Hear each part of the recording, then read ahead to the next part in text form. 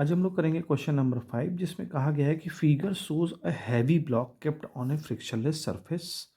एक heavy block है जो कि फ्रिक्शनलेस सरफेस पे रखा हुआ है and being pulled by two ropes, और दो रस्सियों के सहारे इसको खींचा जा रहा है, पुल किया जा रहा है ऑफ इक्वल मास एम। ठीक है, यानी ये रस्सी है जिसका मास एम है और ये भी रस्सी है जिसका मास एम है। उस पर दो फोर्स लग रहे हैं।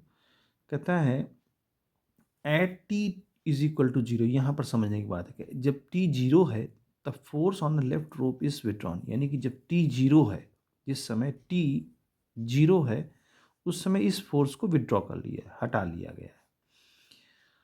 और जबकि राइट एंड वाला जो फोर्स है वो कॉन्टिन्यूस टू एक्ट है, यानी कि ये चलता चल रहा है, फोर्स लग रहा है।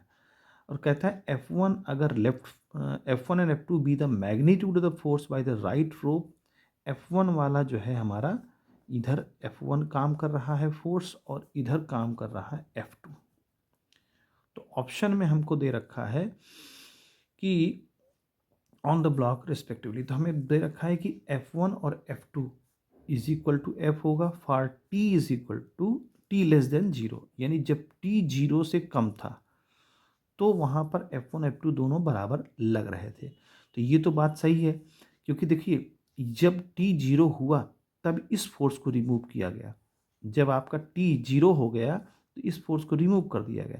लेकिन ऐसा इसमें जब T जीरो से कम है तब तो दोनों फोर्स आपस में बराबर लग ही रहे थे। क्वेश्चन तो यही कहा गया है ना कि T जीरो हुआ है तब इसको हमने हटा लिया है, लेकिन जिस समय T जीरो होने से पहले के केस में इसमें फोर्स दोनों काम कर रहे थे।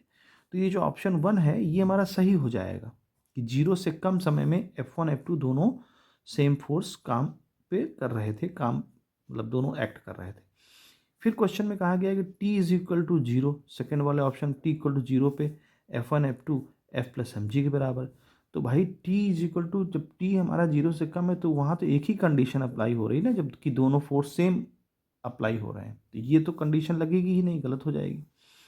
अब जब t ग्रेटर देन जीरो है तो कहता है जब t जीरो है उसी समय इस फोर्स को हटा लिया गया है लेफ्ट वाले को। तो यहाँ पर t जीरो के बाद यानी कि t जीरो से जब बड़ा होने लग जाएगा तो यहाँ F2 की वैल्यू तो रहेगी ही नहीं ना, ये वैल्यू रहेगी ही नहीं। तो इसने तो कहा है वैल्यू, तो ये भी गलत है ऑप्शन।